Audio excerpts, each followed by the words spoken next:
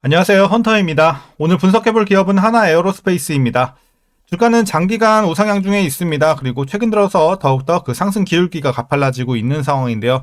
자, 주가는 뭐 벌써 4년 만에 25배가 뛰었습니다. 자, 그리고 최근에 계속해서 연일 신고가를 경신을 하고 있는 상황이고, 얼마 전에는 78만 원을 찍기도 했습니다. 자, 다만 최근에 주유 상증자 이슈가 또 터지면서 급락이 이어졌고, 그래도 다행인 점은 이제 금감원에서 제동을 좀 걸었죠. 그리고 이를 해결하려는 노력을 보이면서 다시 한번 주가는 반등하고 있습니다.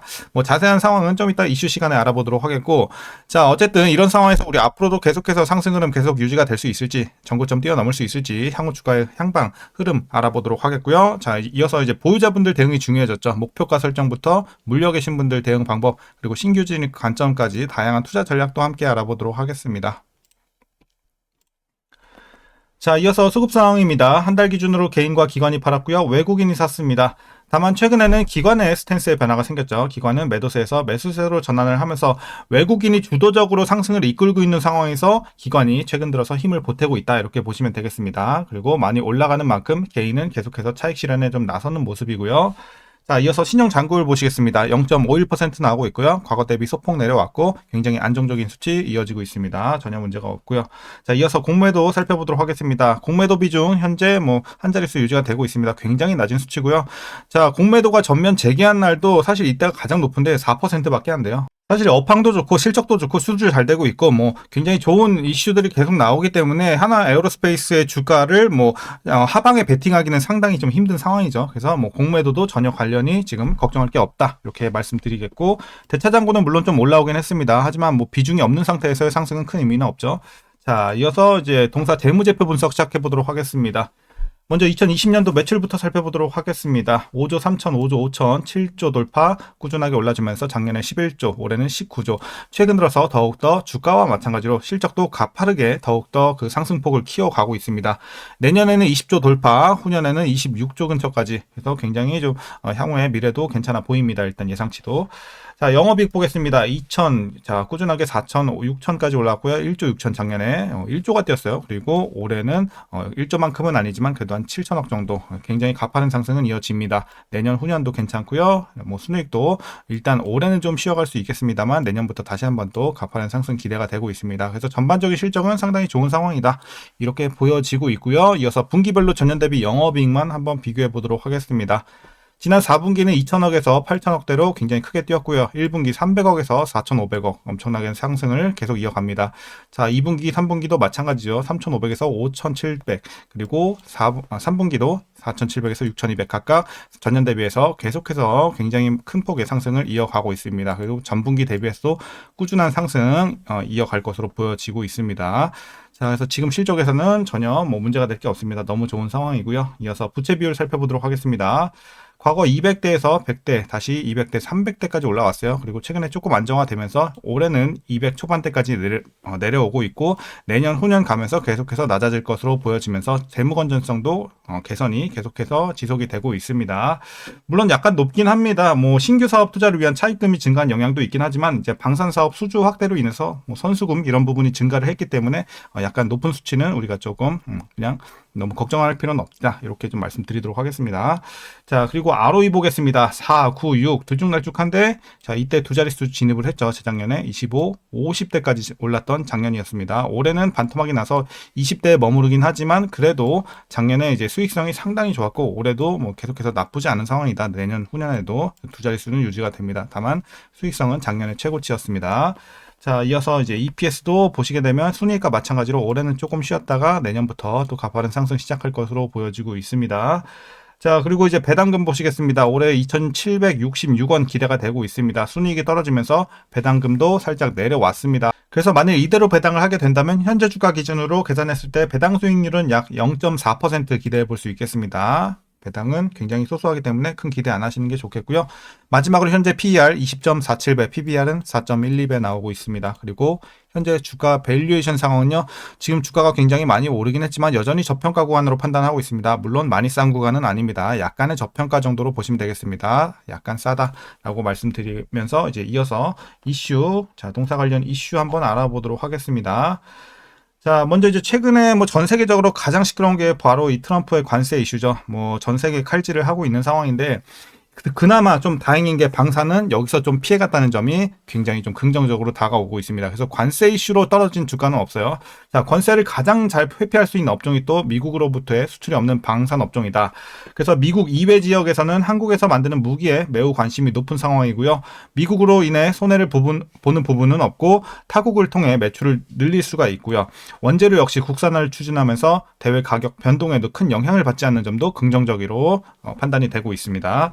그리고 미국이 전 세계 무역 장벽을 높이면서 불안이 고조되는 가운데 국가별로는 군비 증강 기조가 또 유지가 되고 있습니다. 일부 지역에서는 미국 무기와의 판매 경쟁이 예상되지만 제품 라인업과 납기 차이로 영향은 크지 않아서 수출 파이프라인은 결국 지속 확대될 것으로 전망이 나오고 있습니다. 그래서 굉장히 좋은 업황 계속 이어가고요. 이어서 동사의 인도와 K9 자주포의 이 추가 수출 계약을 체결했다고 지난 3일 밝혔습니다. 계약 규모는 약 3,700억 원이고요. 2017년 1차 계약에 이어서 두 번째 계약이 되겠습니다. 이번 수출 계약을 기반으로 해서 K9 자주포는 유럽을 넘어 아시아에서 본격적으로 시장을 넓히게 됐고요. 특히 현재 인도와 협상 중인 대공 체계 사업의 수출 가능성까지 열렸다는 점에서 이번 수주가 좀 의미하는 바가 있다 말씀드리겠습니다. 자, 그리고 이어서 유상증자 관련 내용이죠. 자, 하나에어로스페이스가 지난달 3조 6천억 원 규모의 유상증자를 결정하자 금감원이 일주일 만에 정정 요구로 제동을 걸었습니다. 금감원은 유상증자 전후 자금 이동과 지분 이동이 승계와 관련된 것, 연관된 것이 아니냐는 이런 투자자들의 의구심이 커지면서 유상증자로 확보한 이 자금 사용처를 더 상세히 설명해달라고 요구를 한 상태죠. 그리고 하나그룹은 이에 승계 의혹을 불식시키기 위해서 김 회장이 보유한 하나지분 22.65% 중 11.33%를 새 아들에게 증여를 했습니다. 그리고 삼형제의 개인 회사인 하나에너지의 하나지분을 포함하면 삼형제 지분율은 42.67%까지 오르게 됩니다. 사실상 이제 승계 구도는 하나에어로스페이스 유상증자와 상관없이 확고해진 셈이 됐습니다. 그래서 불확실성을 제거를 했고요. 이런 상황에서 이제 금감원의 요구는 이제 하나에어로스페이스가 투자 계획을 어느 정도 구체화하느냐가 관건이 되겠습니다. 아무래도 이제 국가 대 국가 계약이 이루어지는 경우가 많기 때문에 방산 기업이 미래 투자 대상을 아주 구체적으로 공개하기란 사실 쉽지 않기 때문에 이 같은 상황을 금감원이 과연 용인할 것이냐가 정정 신고의 핵심이 될 것으로 보여지고 있습니다. 그리고 이번 유상증자 심사를 통과하게 되면 하나에어로스페이스는 본격적인 투자 행보에 나설 수 있을 것으로 보여지고 있습니다. 자, 이어서 이제 지난 1일이죠. 하나에어로스페이스의 김동관 전략부문 대표이사 등 임원들이 약 90억 원 규모의 자사주를 매입하면서 회사의 미래 비전에 대한 확신과 함께 책임 경영을 통해 주주 가치를 제고하겠다는 의지를 보였습니다. 자, 그리고 이제 마지막 이슈입니다. 동사는 글로벌 무인기 전문 기업인 제너럴 아토믹스 에어로노티컬 시스템과 이 단거리 이착륙 무인기 그레이 이글 STOL 공동 개발을 위해 이제 협력하기로 했다고 2일날 밝혔습니다. 이번 협력은 미래 방산 기술에 선제적으로 집중 투자를 해서 40년 50조 원에 이르는 글로벌 무인기 시장에 진출을 하면서 K방산의 미래 먹거리를 확대하기 위한 것으로 보여지고 있습니다. 그래서 향후에 잠재 모멘텀으로 또 자리를 하겠고요. 자, 최근의 이슈는 이 정도로 말씀드리겠습니다. 굉장히 좋은 이슈들만 가득한 현재 상황입니다. 자, 그럼 이제 마지막으로 여러분들 투자 전략 설명드리면서 영상 마무리하도록 하겠습니다. 자, 먼저 신규 진입 관점에서는 긍정적으로 말씀드리겠습니다. 다만 엄청 좋다라고 보긴 좀 애매해요. 왜냐면 주가가 많이 올라왔기 때문에 지금 그냥 진입은 가능하다 정도로 말씀드리겠고 이상적인 진입 구간까지는 아닙니다. 그래서 진입이 가능하다 정도로만 말씀드리겠습니다. 메리트는 좀 많이 떨어졌습니다. 자, 그래서 좀 안전하게 보실 분들은 그냥 다른 종목 보시는 게 맞고 그래도 한번 투자해보겠다 하시는 분들은 손절가 잡고 들어가는 것 정도는 제가 말리진 않겠습니다. 자, 그럼 이어서 보유자분들 대응 방법입니다. 먼저 목표가부터 설정하도록 하겠습니다. 자, 현재 목표가 저는 80만 원 제시해 드리도록 하겠습니다. 그래서 이제 전고점 살짝 넘는 부분 여기 표시는 일단 좀 힘들 것 같은데 자, 그래서 80만 원 일단 제시를 해 드리도록 하겠고 이제 보유자분들은 추가 상승 조금 더 노려볼 수 있는 구간이다라고 말씀드리겠습니다. 자, 그럼 익절은 언제부터 어떻게 해 나가냐면요. 제가 봤을 때 지금은 한 절반 정도는 그래도 익절해서 어느 정도 주머니에 챙겨 놓으시고 나머지 절반 비중은 한 80만 원까지 올라갈 때마다 잘 분할로 팔아 나가시면 괜찮지 않을까 이렇게 전략 말씀드리도록 하겠습니다. 그래서 추가 상승 여력 한번 노려보시면 될 것 같고요. 자, 이제 마지막으로 위에서 물려 계신 분들 대응 방법입니다. 최근에 들어가신 분들만 해당이 되겠죠. 신고가기 때문에. 자, 근데 지금 최고점에서 물렸다고 해도 지금 하락폭이 사실 10% 내외거든요. 그렇기 때문에 그렇게 크진 않아요. 여러분들 물 탈 필요 전혀 없어요. 그냥 물려 계신 분들도 보유하시고 하시다가 본전에 갈아타시던지 아니면 수익을 조금 더 내고 나오시던지 각자 상황에 따라서 잘 판단해 보시면 될 것 같습니다. 자, 오늘 영상은 여기까지고요. 주말 잘 보내시고 오늘 영상도 시청해 주셔서 감사합니다.